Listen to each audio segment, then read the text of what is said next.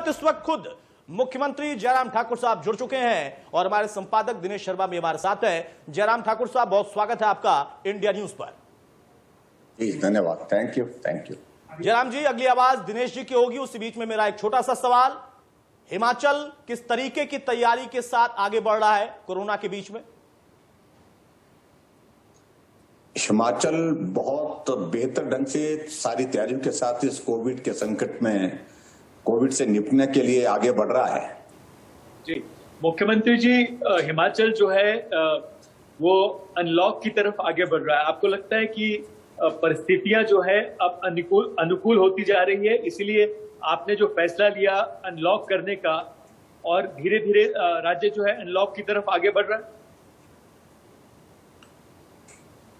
देखिए दिनेश जी, एक तो हमको मान करके चलना पड़ेगा कि कोविड के लिए हम बहुत लंबे समय तक हम ऐसी सिचुएशन रखें, कर्फ्यू में स्टेट को रखें, वो भी उचित नहीं होगा। आखिरकार हमारी इकोनॉमिक एक्टिविटीज वो भी चलनी चाहिए। हमारे व्यापारी लोग बहुत दिनों से इस बात के लिए आग्रह कर रहे थे कि दुकानें अब खुलनी चाहिए, चाहे थोड़ी देर के लिए खुले, लेकिन उसके बावजूद खुलनी चाहिए। ये सारी चीजों को हमको असेस करना पड़ेगा, लेकिन काफी तेजी से मामलों में गिरावट भी आई है। इस बात को हमको स्वीकार करना होगा कि 40,000 का आंकड़ा एक्टिव केसेस का जो पार हो चुका था वो 14,000 से नीचे आ गया है। ऐसी सूरत में सावधानी के साथ धीरे धीरे हमको आगे बढ़ना होगा। एक मजदूर, एक गरीब आदमी जिसको इस कोविड के कारण बहुत बड़े कठिनाई के दौर में से गुजरना पड़ रहा है, उसके लिए थोड़ा जीवन सरल हो जाए, चलने के लिए, काम करने के लिए, परिवार को पालने के लिए, उस दृष्टि से कुछ अनलॉक के फेजेस में जाकर के कुछ रिस्ट्रिक्शंस को हमने जो है वो सरल करने की कोशिश की है और मैं समझता हूं कि ये आवश्यकता आज की तारीख में है जो हम कर रहे हैं। जी, अगर मुख्यमंत्री जी वैक्सीनेशन की बात की जाए तो क्या पर्याप्त है राज्य में वैक्सीनेशन, और तय समय सीमा के अंदर ये माना जा रहा है कि वैक्सीनेशन जो डिले हो रही है 18 से 44 साल में, वो इस वजह से है कि कमी है वैक्सीनेशन में, इसको लेकर इसीलिए संशय बना हुआ है, इसको लेकर सवाल बना हुआ है? लेकिन पहले तो मैं इसमें यही कहना चाहूंगा कि वैक्सीनेशन के सिलसिले में विपक्ष के लोगों ने कई तरह की टिप्पणियां की।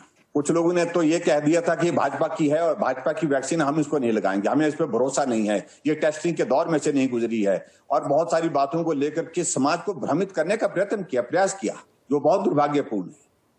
और आज देखिए वही नेता जो वैक्सीन के बहुत बड़ा खिलाफ बोलते रहे, वैक्सीन के लिए कतार में खड़े होकर के जो अब वैक्सीन की डोज लगाने के लिए वहां पर पहुंचे, वैक्सीन सेंटर पहुंचे हैं, और वहां एक डोज लगने के बाद अगली डेट के लिए बोल रहे हैं कि अगली डोज जो है कितनी तारीख को लगेगी। ये भी सुनिश्चित कर समझना चाहिए कि अनावश्यक जो वैक्सीन का विरोध किया वो कितना महंगा पड़ा और कितना दुखदाई है वो हमारे समाज के लिए, हमारे देश के लिए। एक जिम्मेदार विपक्ष के नाते उनको इस प्रकार की भूमिका नहीं निभानी चाहिए थी, इसकी मैं घोर निंदा करता हूं। जहां तक वैक्सीन के अभियान की हिमाचल प्रदेश में अगर बात करें, दिनेश जी, मुझे इस बात की प्रसन्नता है कि पूरे देश भर में वैक्सीन का सबसे बेहतरीन कार्यक्रम अगर किसी प्रदेश में चला है 45 साल से ऊपर के लोगों के लिए, वो हिमाचल प्रदेश है। हिमाचल प्रदेश पूरे देश भर में वैक्सीन में 33% से ज्यादा का हमारा जो लक्ष्य था उसको हमने हासिल कर लिया। 23 लाख से ज्यादा डोजेज अभी तक हमने हिमाचल प्रदेश में जो है वो लोगों को लगा दिए हैं। 18 लाख से ऊपर लगभग 19 लाख के लगभग लोग उसमें कवर हो गए हैं, बाकी लोगों को सेकंड डोज उसमें लगी है। और दूसरा पार्ट और भी मैं कहना चाहूंगा वैक्सीन के सिलसिले में हिमाचल का जो बेहतरीन रहा है वो ये कि पूरे देश भर में सबसे कम जो वेस्टेज हुई है वैक्सीन की, उसमें हिमाचल प्रदेश उन 2-3 राज्यों में से एक है जहां सबसे कम जीरो वेस्टेज जिसको कह सकते हैं। आप कल्पना करिए कांग्रेस के शासन में जहां एक एक वैक्सीन के लिए आदमी तड़प रहा है, तरस रहा है, वहां हजारों की संख्या में वेस्टेज आई है। ये रिकॉर्ड का हिस्सा है। तो इसलिए मैं कहना चाहता हूं कि वैक्सीन का अभियान हमारा बहुत बेहतर ढंग से चल रहा है। 18 से 44 साल की वैक्सीन का अभियान हमने अभी गियर अप करना शुरू कर दिया है। फर्स्ट फेज में हमको उसमें 1,07,000 वैक्सीन उपलब्ध हुई थी, और उसके बाद अभी इस महीने हमको जो ये वैक्सीन उपलब्ध होगी 1,77,000 जो है 1,77,000 डोजेज हमको उपलब्ध होंगी। और हमने इस बात के लिए जरूर आग्रह किया है कि हम चाहते हैं कि इस अभियान को तेजी दें, और उस दृष्टि से हम कोशिश कर रहे हैं कि हमको 5 लाख के लगभग वैक्सीन पर वीक जो है, एक सप्ताह में मिले। अगर वो स्थिति आती है तो हम इसको और भी तेजी से आगे बढ़ाएंगे। लेकिन मैं इतना जरूर कहना चाहता हूं, वैक्सीन के प्रति लोगों का विश्वास बड़ा है और वैक्सीन को लगाने के लिए लोगों में बहुत बड़ा उत्साह है। हम इस अभियान को पूरा करेंगे और इस अभियान को पूरा करने के लिए केंद्र सरकार हमको पूरा सहयोग दे रही है, मदद कर रही है, जिसके लिए मैं आदरणीय मोदी जी को बहुत बहुत आभार व्यक्त करता हूं, उनको बधाई भी देता हूं कि भारत के अंदर भारत के ही साइंटिस्ट ने वैक्सीन बनाने के लिए जो है सफलता हासिल की। ये तभी संभव हुआ जब देश के यशस्वी प्रधानमंत्री नरेंद्र भाई मोदी जी ने पूरे साइंटिस्ट का हौसला अफजाई की, उनको उत्साह दिया, उनको सहयोग दिया, तभी संभव हो पाया। जी, लेकिन मुख्यमंत्री जी, सवाल ये उठ रहे हैं कि डिले इसलिए हुआ, समय सीमा जो है इसलिए बढ़ाई गई क्योंकि वैक्सीनेशन की शॉर्टेज है, और शॉर्टेज इसलिए है कि पहले जो है इस पर पॉलिसी नहीं निर्धारित की गई, बनाई गई। वैक्सीन बनाने के लिए सिर्फ 2 ही कंपनीज को चिन्हित किया गया और इसी वजह से जो है ये डिले हुआ, कमी हुई और विदेशों में वैक्सीनेशन भेजी गई, बचाए इसके कि पहले सबसे पहले भारत के एक जन की वैक्सीनेशन होती, उनको दवाई मिलती। देखिए, मुझे लगता है कि एक दूसरे एस्पेक्ट को भी देखने की आवश्यकता है। जी, जब इतने बड़े संकट के दौर में से भारत गुजर रहा था और अभी तक भी कोविड की कोई इलाज की दवाई जिसको बोल सके मेडिसिन के रूप में, वो उस तरह से उपलब्ध नहीं है। वैक्सीन एकमात्र माध्यम था। जब आदरणीय प्रधानमंत्री जी ने देश के साइंटिस्ट के समक्ष इस बात को रखा कि क्या इतने 135 करोड़ के भारत में ये संभव नहीं है, और कुछ साइंटिस्ट ने कहा कि हमको काम करना चाहिए, हमें उसके सहयोग की आवश्यकता, और प्रधानमंत्री जी ने कहा कि निश्चित रूप से सहयोग मिलेगा, आप आगे बढ़िए। और ये इतनी बड़ी गर्व की बात है कि भारत की ही कंपनियों ने, भारत के अंदर भारत के ही साइंटिस्टों ने जो वैक्सीन जो है बनाने में सफलता हासिल की। ये अपने आप में एक ऐसा विषय है जिस पर मुझे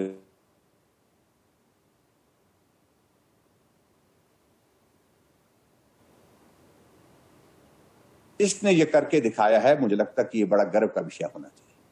और दूसरी जो जिसका जिक्र करने की कोशिश कर रहे हैं, जिसका जिक्र वो कोशिश कर रहे हैं कि भाई पहले उसके लिए वो गैप कम था, अब इसके लिए गैप बढ़ा दिया। मैं उस बारे में स्पष्ट, साइंटिफिक स्टडीज हैं उसके पीछे, और साइंटिफिक स्टडीज के बाद जो है, जो अध्ययन करने के बाद, रिसर्च करने के बाद जो चीजें सामने आई है कि गैप अगर इतना ज्यादा जो है, पहले 7 और 8 वीक का गैप था, अब उसके बाद कहा गया कि इसको 12 से 16 वीक भी किया जाए तो ज्यादा बेहतर होगा, तो किया जा रहा है। इसके पीछे तो आप कह रहे हैं कि भ्रम फैलाया जा रहा है, गलत बात कही जा रही है। ये जो बात हो रही है कि समय सीमा इसलिए बढ़ाई गई क्योंकि वैक्सीन कम है, आपको लगता है कि भ्रमित किया जा रहा है लोगों को, जनता को? निश्चित रूप से भ्रमित करने की कोशिश की जा रही है, भ्रमित करने का प्रयास किया जा रहा है। देश के लोग नरेंद्र भाई मोदी जी पर विश्वास करते हैं, भरोसा करते हैं। ये सबसे बड़ी पूंजी है नरेंद्र मोदी जी की इस देश में कि इतने बड़े संकट के बावजूद अगर किसी एक व्यक्ति पर भरोसा है तो नरेंद्र मोदी जी पर भरोसा है। ये देश का हर नागरिक इस बात के लिए जो है वो आगे बढ़ करके उत्साह के साथ कहता है। इस बात को समझने की आवश्यकता है। जो लोग इस बात का प्रचार करने की कोशिश कर रहे हैं, प्रसार करने की कोशिश कर रहे हैं, उनको सिर्फ एक मुद्दा 7 साल नरेंद्र मोदी जी को देश के प्रधानमंत्री के बतौर पर पिछले कल पूर्ण हुए हैं। 7 सालों में उनके पास एकमात्र मुद्दा, जिस मुद्दे को लेकर के वो ज्यादा शोर डालने की कोशिश कर रहे हैं, वो कोविड का मैनेजमेंट। मैं इस बात को कह रहा हूं, अगर आज की तारीख में कहीं कांग्रेस या ऐसी कोई दूसरा दल अगर सत्ता में होता तो मालूम नहीं क्या होता। ये श्रेय अगर पूरा जाता है देश के यशस्वी प्रधानमंत्री को जाता है कि आज पीपी किट का निर्माण भारत के अंदर 15 लाख से ज्यादा पीपी किट एक दिन में बन रही है। जहां इस हिमाचल प्रदेश में कांग्रेस 50 साल सत्ता में रही, 50 वेंटिलेटर यहां नहीं थे, आज 700 वेंटिलेटर हिमाचल प्रदेश में हैं। इस हिमाचल प्रदेश में एकमात्र ऑक्सीजन प्लांट था यहां पर आईजीएमसी शिमला में, उसकी कैपेसिटी भी बहुत लिमिटेड। और आज हिमाचल प्रदेश में 7 पीएसए प्लांट जो हम लगा चुके हैं, 2 का आज और हमने शिलान्यास कर दिया। हमने 9 ये हो गए, 12 पीएसए प्लांट और आ रहे हैं। और पिछले कल हमने जो है 2 ऑक्सीजन के प्लांट का इनॉग्रेशन, एक का फाउंडेशन स्टोन किया, एक का इनॉग्रेशन यहां पर किया शिमला में। ये भी मैं कहना चाहता हूं।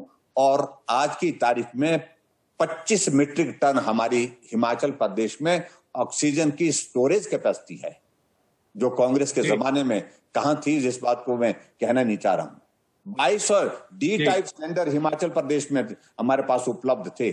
आज हमारे पास 8000 से ज्यादा डी टाइप सिलेंडर हमारे पास मौजूद हैं। और बी टाइप सिलेंडर के लगभग 3000 के लगभग हमारे पास B type cylinder Himachal Pradesh में मौजूद हैं।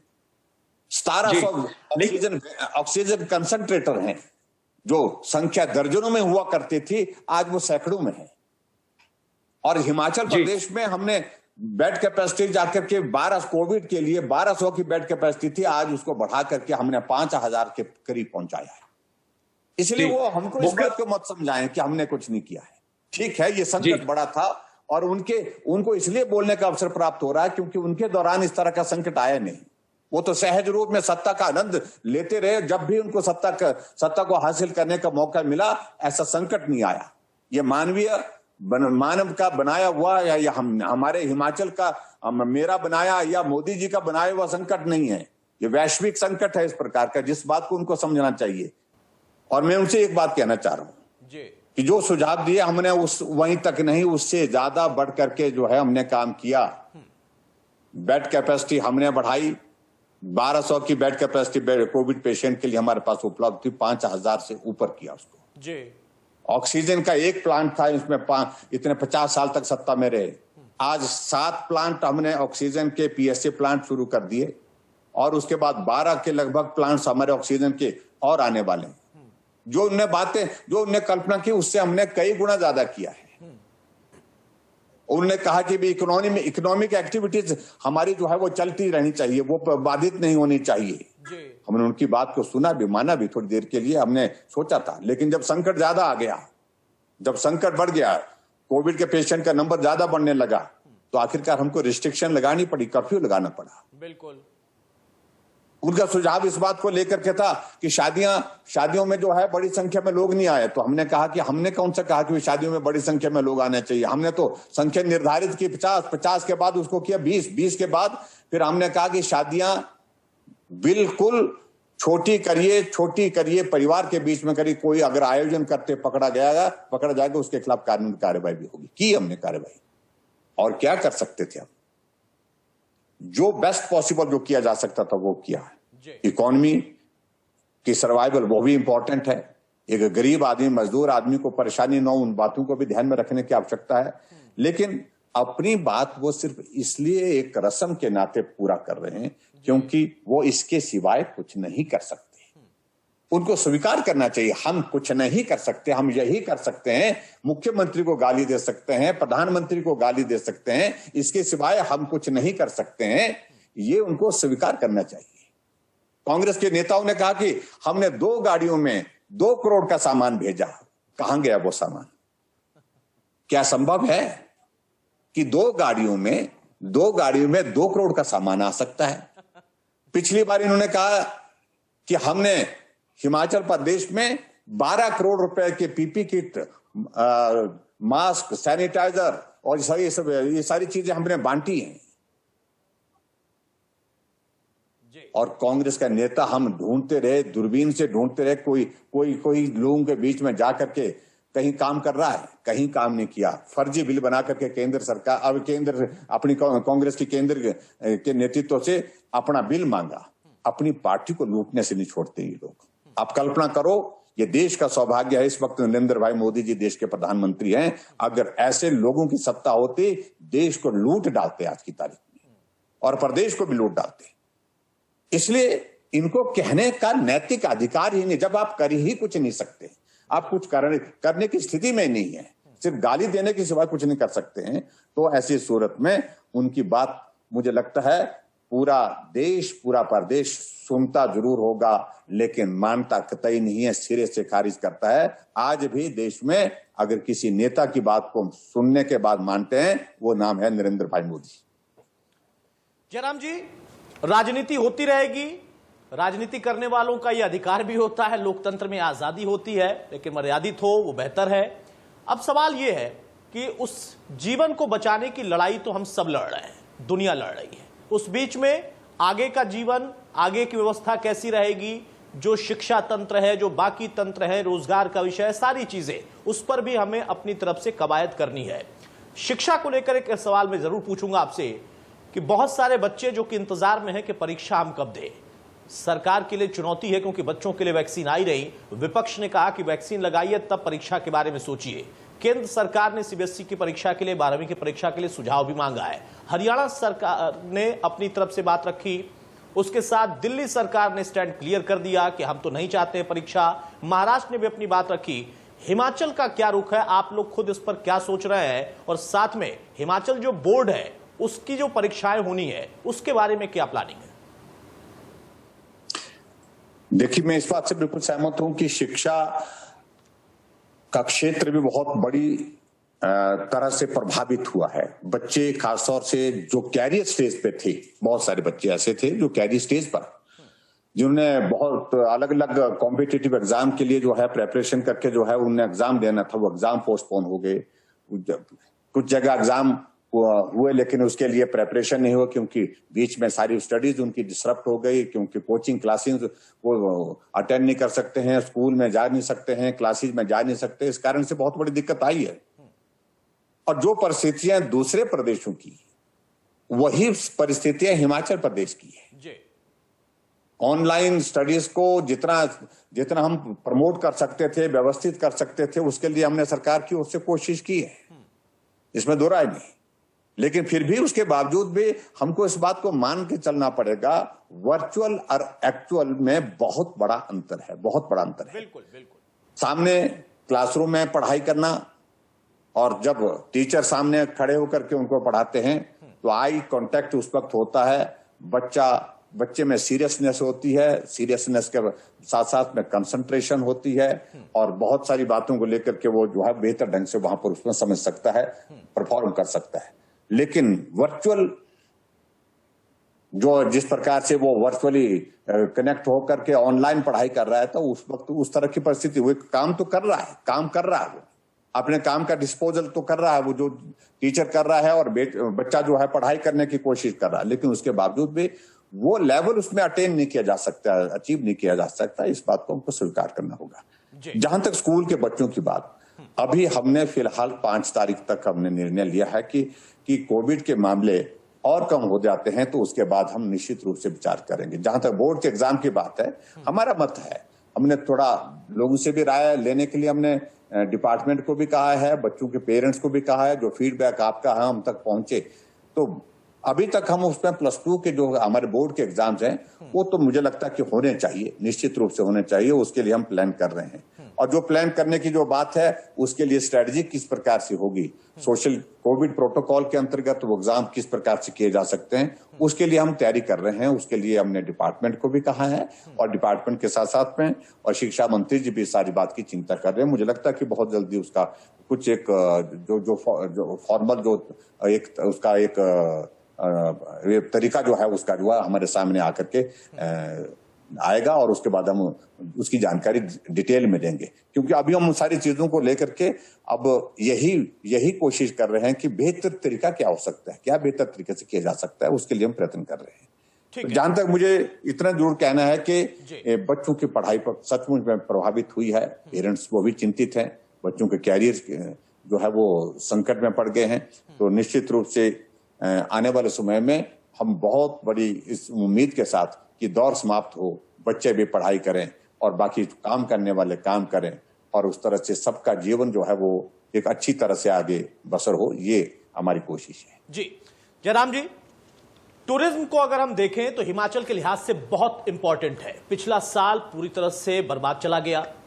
टूरिस्ट सेक्टर के लिए क्या प्लानिंग आप लोग कर रहे हैं? उससे रोजगार के अवसर भी निकलते हैं, हिमाचल के लोगों को मौका मिलता है। टूरिस्ट जो यहाँ पर आना चाहते हैं, भविष्य में वो अगर आए, किस तरीके से उनके लिए हिमाचल को खोला जाएगा, क्या प्लानिंग उसकी कर रहे हैं?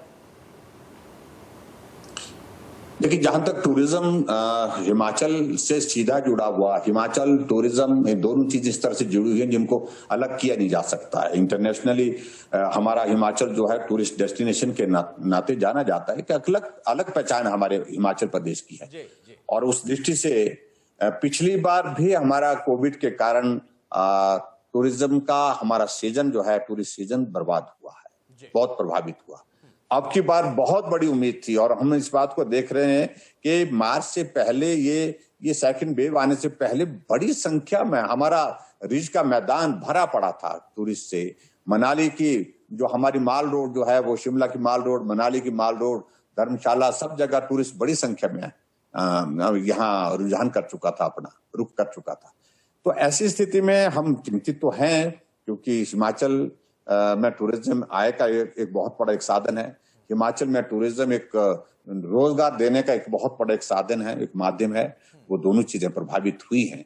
लेकिन जैसे ही ये कोविड का संकट समाप्त होता है, थोड़ी स्थिति ऐसी बन जाए ताकि हिमाचल में टूरिस्ट आ सके, हम बेहतर से बेहतर सुविधा देने की कोशिश कर रहे हैं और हिमाचल प्रदेश में टूरिस्ट आए, यहाँ बसे, यहाँ रहे, यहाँ आनंद करे, ऐसी हमारी कोशिश रहेगी। इसके लिए टूरिज्म डिपार्टमेंट को हमने टूरिज्म से जुड़े हुए सभी मित्रों को कहा है कि एसओपी का पालन हम जरूर करेंगे, जो एसओपी हम जारी करेंगे कोविड का।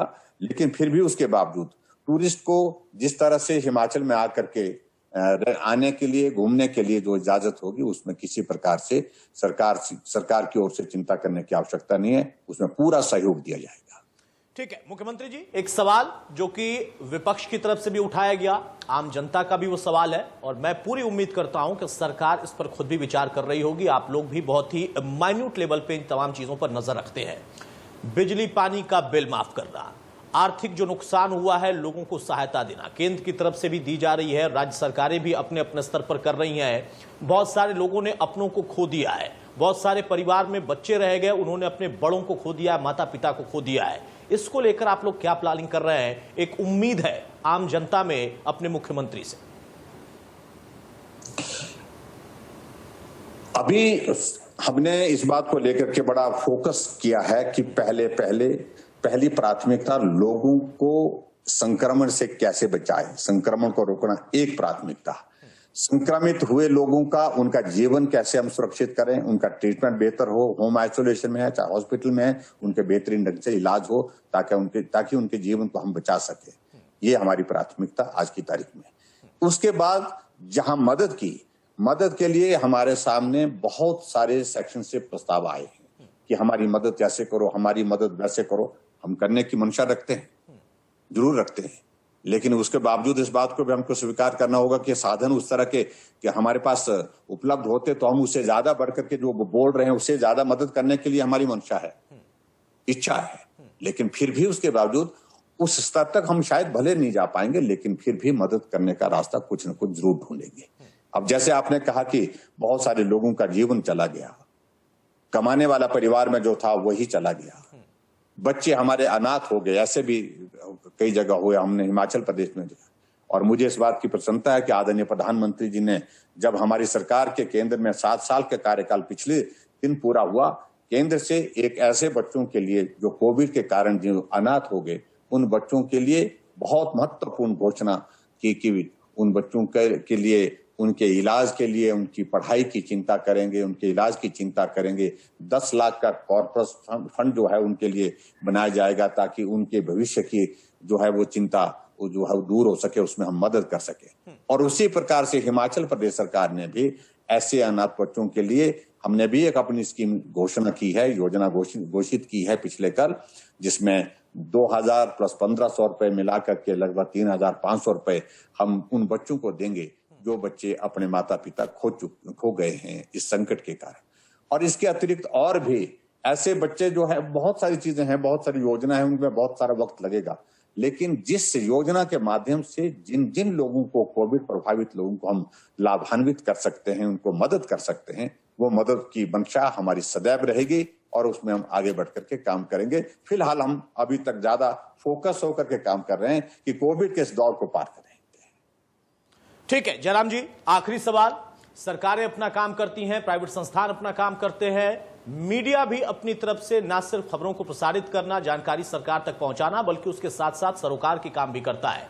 हमारा जो इंडिया न्यूज परिवार है, ITV जो फाउंडेशन है, वो 2 मुहिम लगातार चला रहा। एक, गरीब परिवार तक दवाइयां पहुंच जाएं, उनके लिए जो भी जरूरी सामान है वो पहुंच जाए, उसके लिए बकायदा लोगों से हमने आग्रह भी किया है, वो दवाइयां हम कलेक्ट करते हैं, उन तक पहुंचाते हैं। दूसरा कि जो सोशल मीडिया पर भ्रामक खबरें चल रही हैं, हम OPD के जरिए डॉक्टरों से सीधा संवाद दर्शकों का कराते हैं, शिकायत दूर करते हैं। और बड़ा कॉमन एक उसमें निकल कर आता है दर्शकों का सवाल कि पहली डोज ये वाली ली है तो दूसरी कौन सी लेनी है, और वैक्सीन लेंगे तो ये हो जाएगा और वो हो जाएगा। तो वो जिम्मेदारी भी ITV फाउंडेशन निभा रहा है। क्या कहेंगे? मैं बधाई देना चाहता हूं इंडियन न्यूज की सारी टीम को, आपकी पूरी ऑर्गेनाइजेशन को, जो बहुत मेहनत करके इस प्रकार से ठीक जानकारी लोगों तक पहुंचा रहे हैं। मैं देख रहा हूं इन दिनों में कि सोशल मीडिया के माध्यम से कई तरह के भ्रामक खबरें जो है लोगों के बीच में फैलाई जाती हैं। उसके क्लियर करने के लिए सरकार को बहुत बड़ी मुशक्कत करनी पड़ती है। उसमें आप हम बहुत महत्वपूर्ण भूमिका निभा रहे हैं, लोगों को समझा रहे हैं कि ये नहीं, ये सही है, ये गलत है। ये बात बहुत जरूरी है इस संकट के क्षण में, क्योंकि सही जानकारी लोगों तक पहुंचाना और सही तरीके से उनको गाइड करना। और उसके बाद दूसरा, आप जो मदद कर रहे हैं, ऐसे जो संक्रमित हुए लोग हैं उनको भी आप मदद कर रहे हैं। जहां मेडिसिन की जरूरत है, जहां जिस चीज की जरूरत है, उस चीज को उपलब्ध कराने में सहयोग दे रहे हैं, मदद कर रहे हैं। इसके लिए मैं आपको और आपकी सारी टीम को बहुत बहुत बधाई देता हूं, साधुवाद देता हूं। और मुझे उम्मीद है कि ऐसे काम जिस प्रकार से आप कर रहे हैं, तो इससे आपकी विश्वसनीयता और भी मजबूत होगी समाज के बीच में, लोगों के बीच में। और उसके साथ साथ इस संकट के क्षण में आप जिस प्रकार से मदद कर रहे हैं, उसको भी लोग सदैव याद रखेंगे। बहुत शुक्रिया ITV फाउंडेशन की सराहना करने के लिए माननीय मुख्यमंत्री जयराम ठाकुर साहब, और बहुत शुक्रिया हमारे साथ एक लंबी चर्चा करने के लिए और तमाम सवालों का बेबाकी से जवाब देने के लिए और समझाने के लिए कि हाँ, सरकार क्या कर रही है और सरकार को अगर सुझाव मिलता है तो उस पर विचार वो क्या कर रही है। लेकिन विचार सिर्फ उन सुझावों पर नहीं हो सकता जो कि ये कहकर दिए जाएं कि नहीं, इसकी गारंटी हमें चाहिए। कोरोना काल में जीवन की गारंटी नहीं है। विपक्ष हो, सत्ता पक्ष हो, सबको मिलकर काम करना होगा और उसके बीच में समाज को भी समझना होगा कि सरकारों के लिए भी चुनौती है। हाँ, अगर कमियां हैं तो बात सरकार तक पहुंचनी चाहिए और फिर उसका जवाब भी उत्तर के तौर पर आना चाहिए। और सिर्फ जवाब नहीं आना चाहिए, उस समस्या का निवारण होना चाहिए। नमस्कार।